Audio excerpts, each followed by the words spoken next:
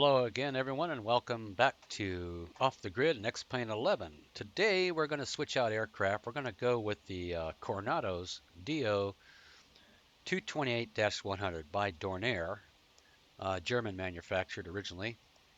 Currently at Pocatello, we're going to head on up to Friedman Memorial. I want to take some time to show this plane off. I think it's really cool. And typical Carenado, lots of texture, excellent detail. I'm not running shadows right now at the same frame rates, and I'm not going to run world traffic in this since we're at a pretty remote region here. It's non-pressurized.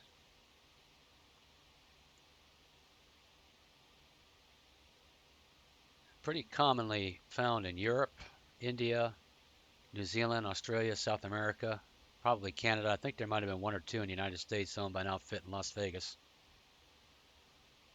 Started production back in 1981, real world, up to sometime in the 1990s, 98.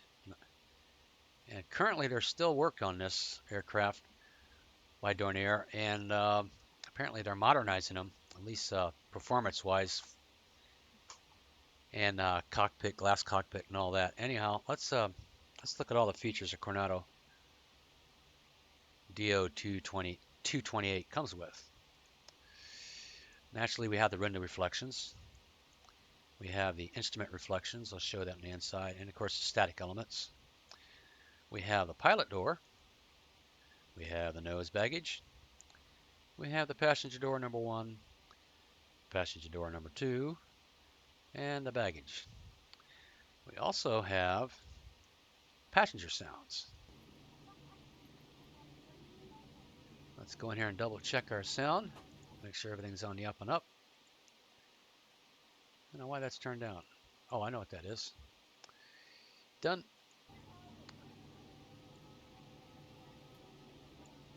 Check that again.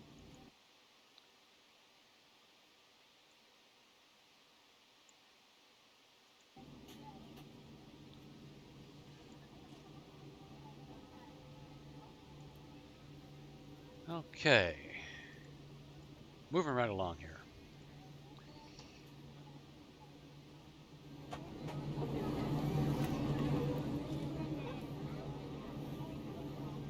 Incredible detail.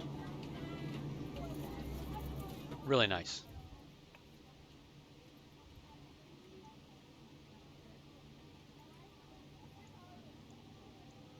Let's go ahead and get the show on the road here.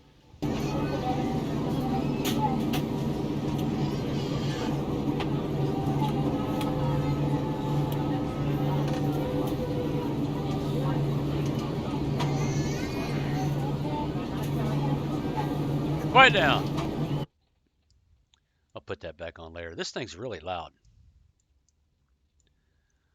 As you can see, it's got tremendous detail. Texture, scratches, worn, all that good stuff.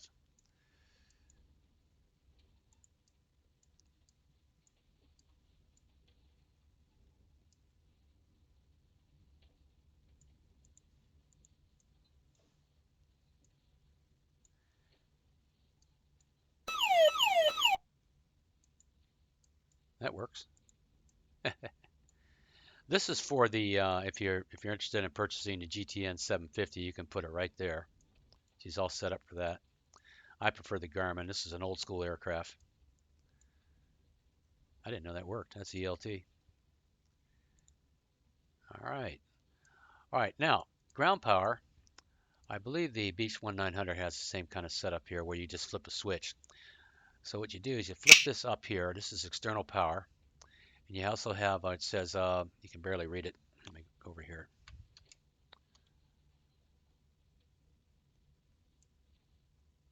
Or it says EXT.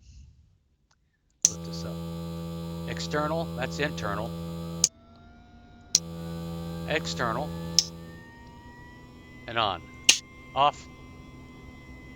On. All right, that's how you get your external power hooked up on this thing here.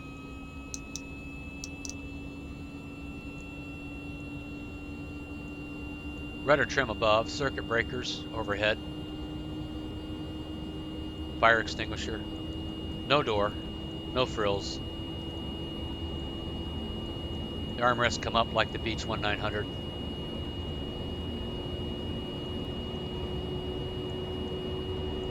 Door opens and closes. No sound though. This plane's been out for a while, but the sounds are incredible. Go ahead and put the nav on, cockpit occupied. Turn up the lights. Got the scroll wheel function.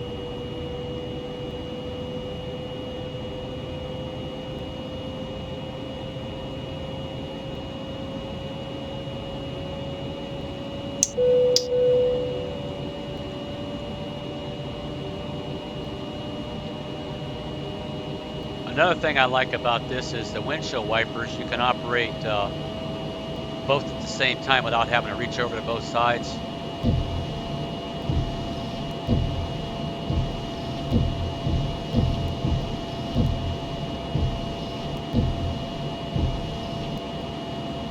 So I think it's really cool. It's got two fuel pumps, outboard and inboard. I guess you're supposed to leave those on because it's always, and then weird sounds like that. I have no idea what that was. So I generally leave these on. Down here you have what's called feeder tanks. And that's in tens of pounds. So you got 60 and 60, or 70 pounds in each one. But on the other readings, like the total or inboards, that's 600, 600, so it's 1,200 total. Then on the outboard tanks, you've got about 300 in each of them. So on the inboards or feeder tanks, you read that in tens. On the other two, you read that in 100s. Both even within 200. Fuel use that operates, you can reset that to 0. The slave in, always want to press that in. And what else? It's going down through here. Okay, also you got pitot heat, inlet heat,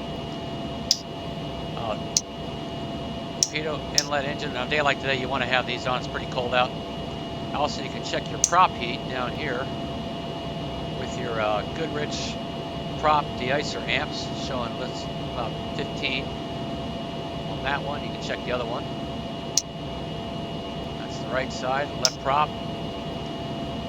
Down here, check your amps, old school. And then while you're at it, you can also check your trim.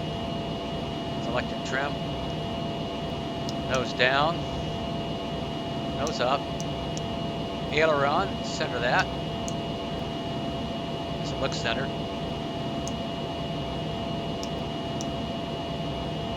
Rudder trim down on the bottom.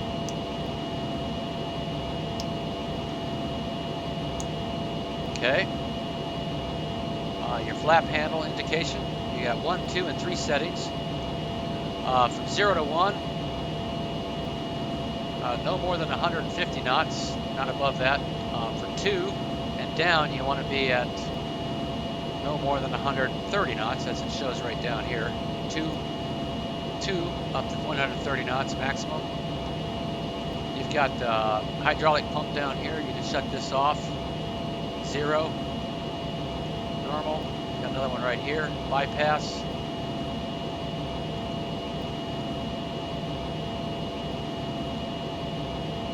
Pressure light warning. You also got a lamp test light down here. Lights all that up. You've got also one up here. And a little button on the yoke here so you can make sharp turns. Nose wheel, steering 45 degrees. I won't need it, but it's there if you do. What else? Okay, on the tank you've got these two fire tags here in case you need to cut off the fuel supply to one side or the other. You pull the tag and flip it. It's always in the open position. You can also transfer fuel. Right now it's off. They're separate.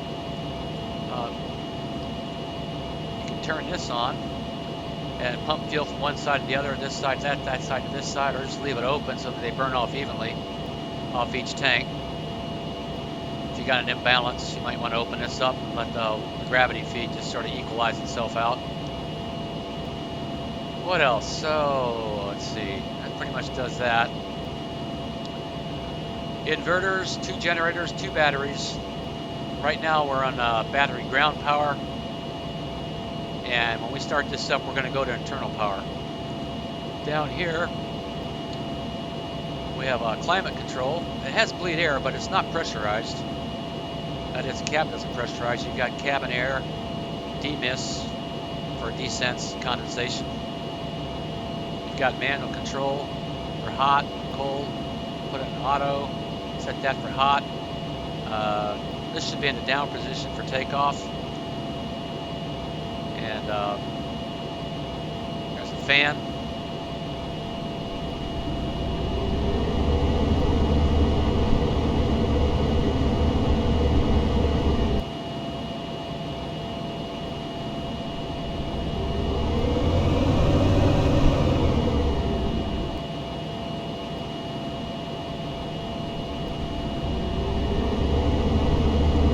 Got electric heat so you can stay warm in here when you're not running.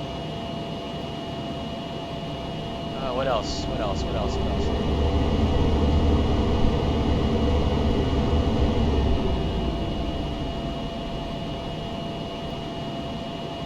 It has the out of the box multi-control display MC flight management system, MCDU. I use it. It's okay. I prefer the Garmin though, but it does look good there. You've got your primary navcom up here. You've got your secondary navcom down here. You got your transponder, standby, on, digital. These are, I like these. We'll squawk 21172.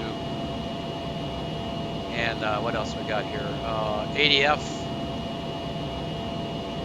And let's see, you got RMI over here, ADF, RMI, ADF.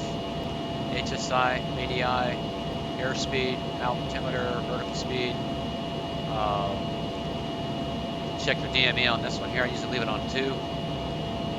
Set your DH on this guy here. Usually leave it on 2. Engine limit switch, I'm not sure about that. I think that has to do with leaving bleed air on for takeoff. We'll go ahead and leave these on. Turn these on. Down here you've got a switch for when you can check. These don't work, they just function. I can't really get anything to go on with these. Again, over here you've also got another test button. Doesn't do anything. Horn cutout.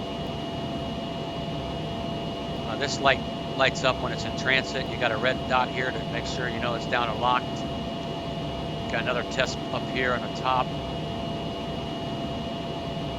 NTS test, you push that. Fuel enrich, I never touch these. That's inject fuel when you're doing the engine start. These are your start switches and stop switches. It does not have engine cutoff on the condition. It's actually, these are RPM speed and feather only. Prop RPM, engine RPM are synonymous because it's a single shaft. Leave this in ground idle. Pretty typical. On a ground start, you want to make sure that's down in the air. You want to leave that up, vent for cool off. You have up continuous. Sometimes you can hear it. And down for start. Unfeathered pump switches here are safeguarded. What else? Let's see. Windshield heat, don't want to forget that. You got high and low. Surface heat, those are boots. You got a light that goes on that indicates that's on. And of course your prop heat, inlet heat for the engines. Generally want to have those on when it gets down about, excuse me, 6 degrees C or less. And of course, anti-collision strobe. You've got ground taxi and then landing lights. Also, you can check your generator output with this switch here. Nothing going on right now. And you can also, non-essential B, you can shut that off if you need to. Your bus tie is generally in this position, normal position. What else? I think I got everything. Also, you got weather and terrain radar. It's functional. This doesn't work. I mean, you can't test it, flip it on or off. There's only 2 functions in range on this one here. Again, it's a Carenado. It's good. It's not 110% accurate, but sound-wise and flight-wise, and flying characteristics, you can't beat it. Okay, let's go ahead and start it up and get this thing on the road here. I'm going to do this in 2 parts. One part's this demo here, introduction, give you the nickel tour. We'll do a flight plan, get on the runway, get taken off, get up on our cruising altitude, and then I'll stop there and I'll pick it up again for the approach into Friedman Memorial. What's up there in Haley, Idaho. It's not too far down the road here, probably about 30 minutes flight time. Alright, so we're going to start this thing up. What we're going to do is start on external power first. You can also do an internal start with it on batteries only, but I'll get to that later. Okay, close this one, turn that one off, on ground, switch this to ground, and make sure these, I leave these in a full max position because it starts out that way. The reason being, let me show you outside here real quick. On a single shaft, this is what the heck kind of engine? A Garrett single shaft TB something. I forgot. Yeah, TPE 331s. What you have to do to fire these babies up is, see how flat that is? Look at it like edge on. Full low, what I call it high, what they call high, I call it low pitch. Feather is this direct. This is to prevent drag. When the blades are spinning, there's absolutely no drag on those blades. Not aerodynamic drag, but engine blade drag. So we call it max RPM or low pitch. That's where you want it when you start it up. Then what you have to do, because it has a start lock. If you don't unlock it, it's just going to stay in that pitch and you're just going to spin and not go anywhere. So it's just going to get pretty loud when I fire it up. So here we go.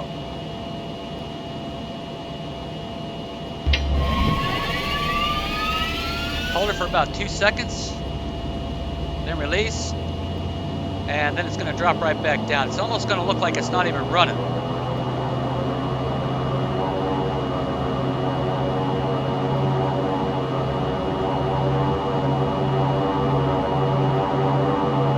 Go ahead and turn on the generator.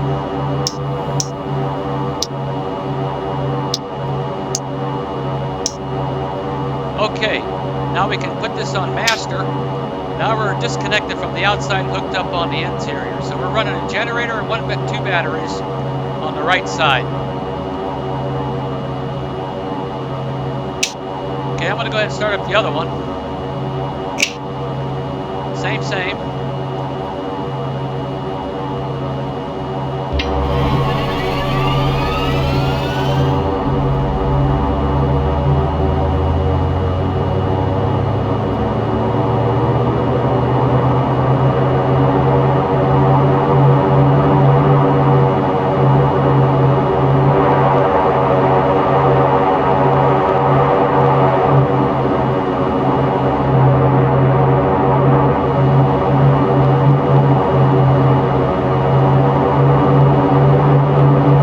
Take them out of start lock.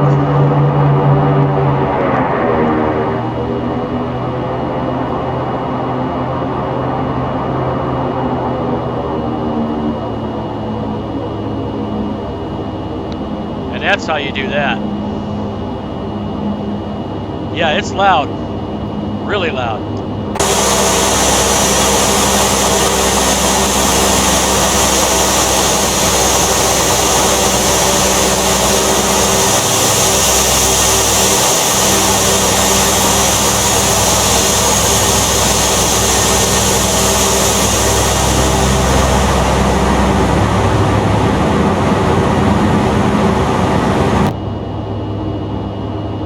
got pre-programmed keys already set up for you out of the box. Got that view, engine view, and then of course I did the last two. Those are my passenger views. Co-pilot, back to the driver's seat.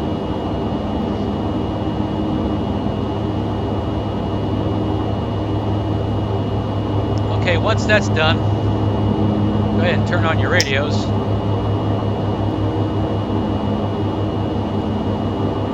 And before I do that, turn this back off. Let's go ahead and get the other generator and inverters running. Right inverter, left inverter. You see those jump right up. Check your generator output. And we're looking at our batteries. Are back up to like 100 amps on each. That light's off, means we're off external power. Okay, let's go ahead and get a flight plan in there. Rotating beacons on as we're running. Alright, let's go direct.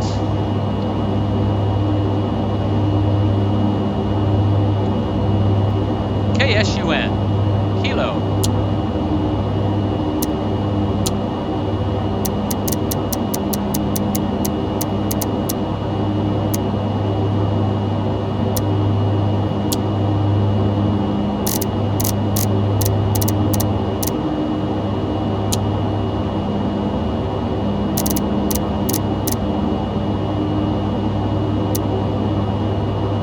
That's our destination. Highlight it. Okay, what I'm going to do here is pick a departure.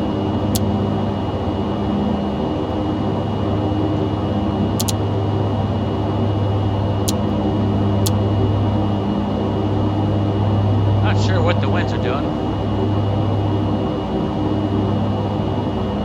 263. Pick 21. Load that. Then what I'll do is I'll highlight this and go back in here.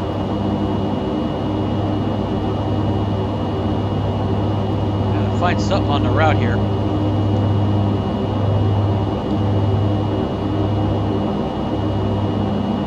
URL, that's already on there.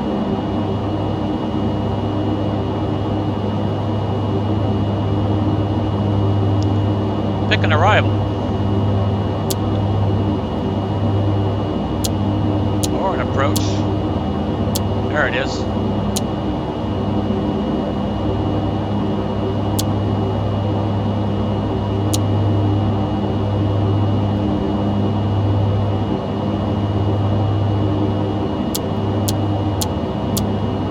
That's too far down the road here. Let's take a look at it.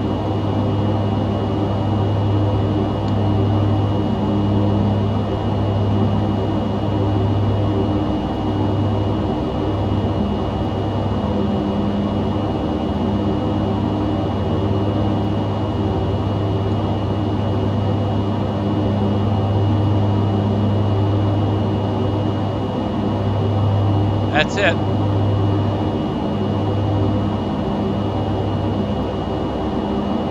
We want that. Accept that. Okay, go back to flight plan. We'll go ahead and mark that one. We're good to go. We'll cruise this at start at 8,000 feet. This is not pressurized, so we can't go over 10. Makes it a little more challenging. Get some heat going.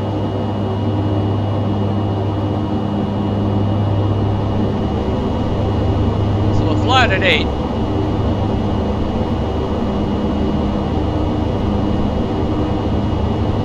Now Friedman is kind of in a box canyon, so there's only one way in there and only one way out.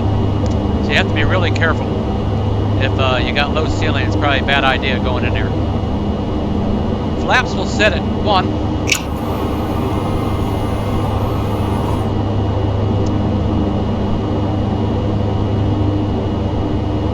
No traffic today, so we don't have to look at that. Make sure we're on GPS. Mark that. Look down here and make sure, whoops.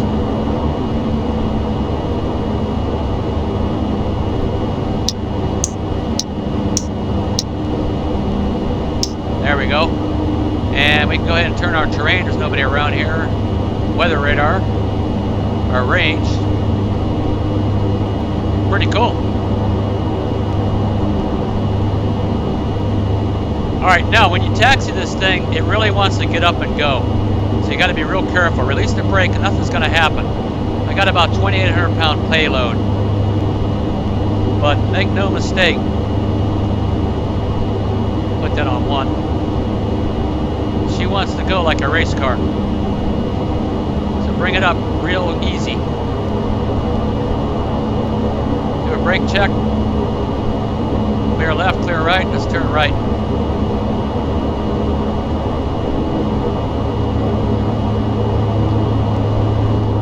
You got to remember, you're sitting real low, like you're back in a Cessna again, so it takes a little getting used to when you're used to flying a big plane and then you jump into something like this.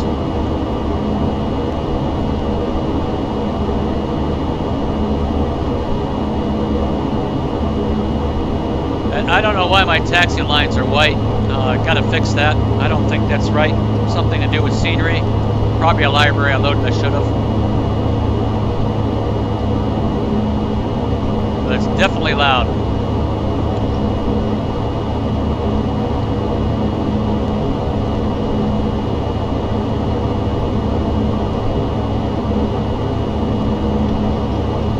X-Enviro, that's where all the snow and the weather comes from. Low ceiling.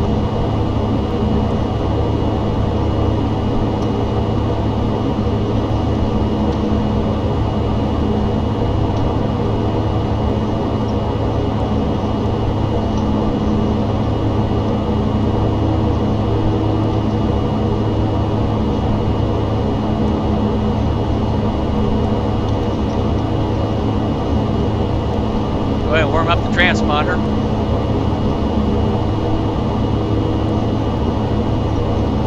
There's our terrain. We got mountainous. Definitely want this when you're flying these parts.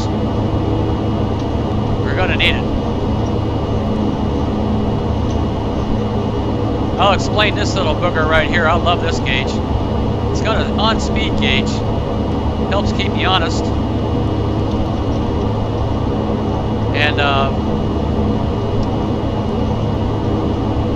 definitely useful when you haven't got time to be looking up performance charts all the time.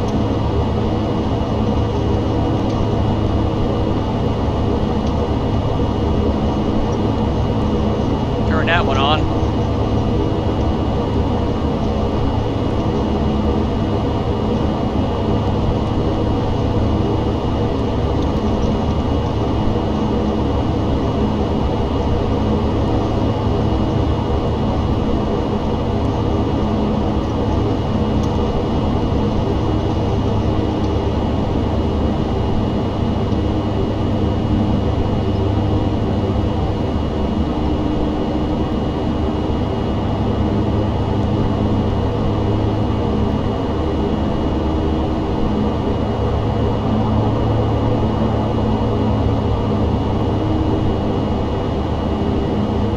No traffic running today, so we can just go ahead and pull right out.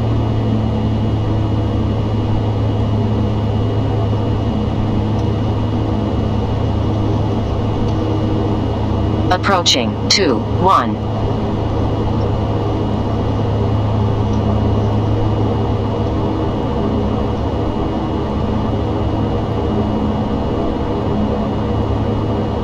On runway 21.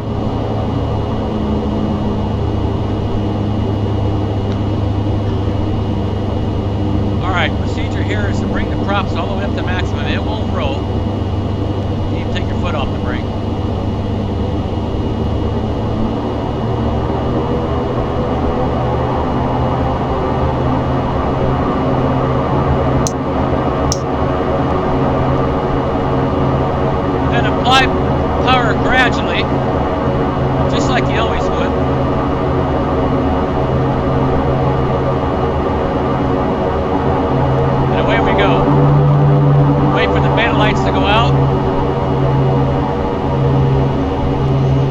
advance it all the way up to 100% or a little less if you want to derate.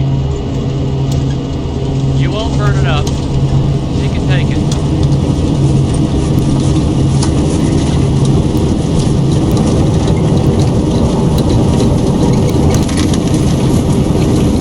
And off we go.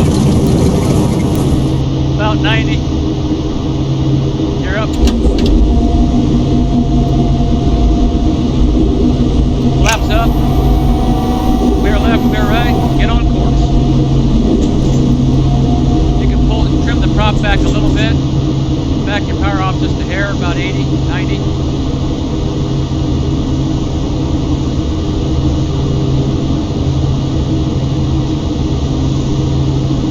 Nice.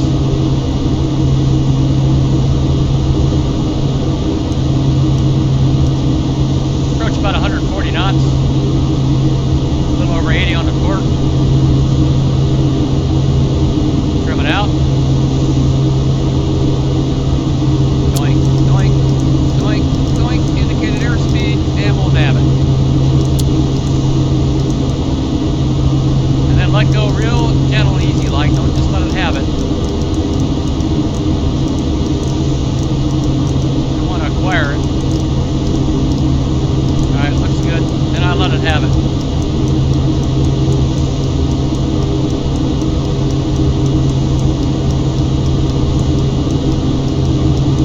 It's loud.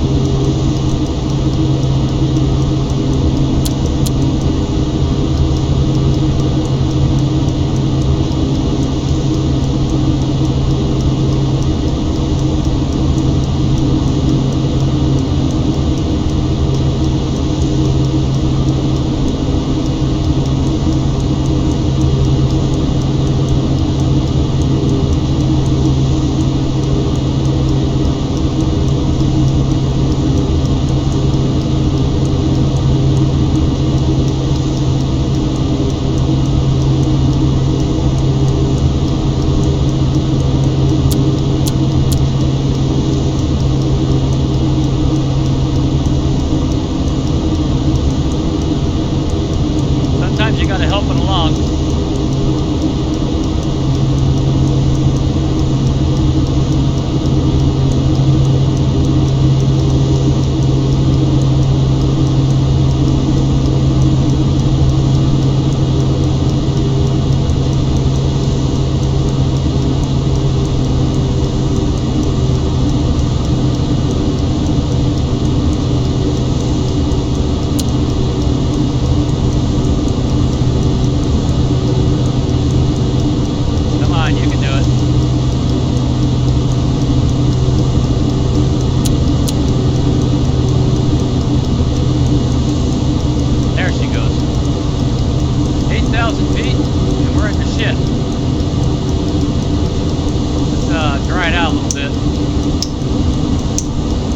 Might take a chance.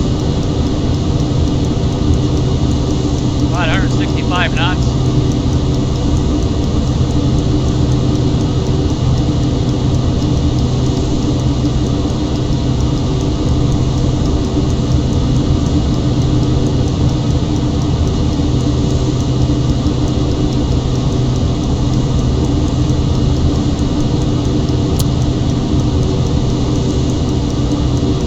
Yeah, it's coming up.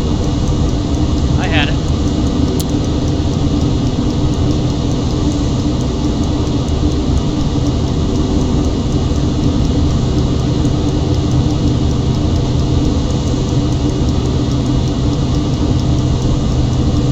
Actually going too fast. I gotta slow down because it's not supposed to fly this fast in this kind of weather. And there's a trick to that. Rule says you got to be doing, like it says right here, 140 knots in turbulence. I guess this would constitute turbulence. So I'm being bad.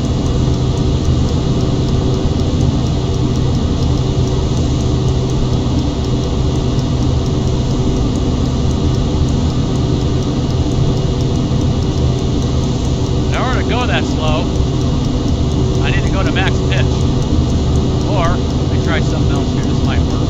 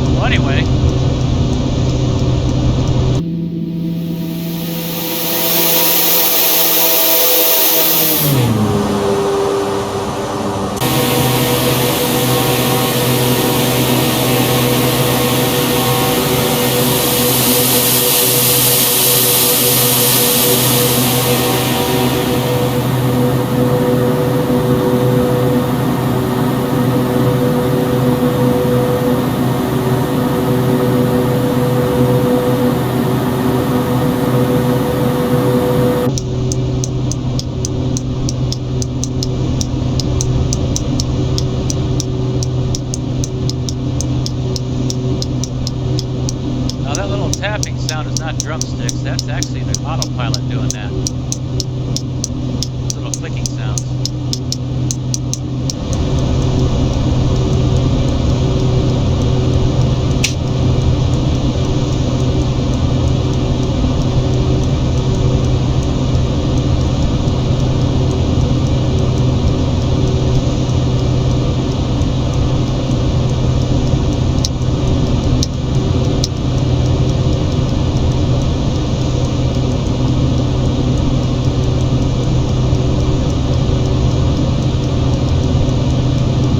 I think it's pretty cool. I like it.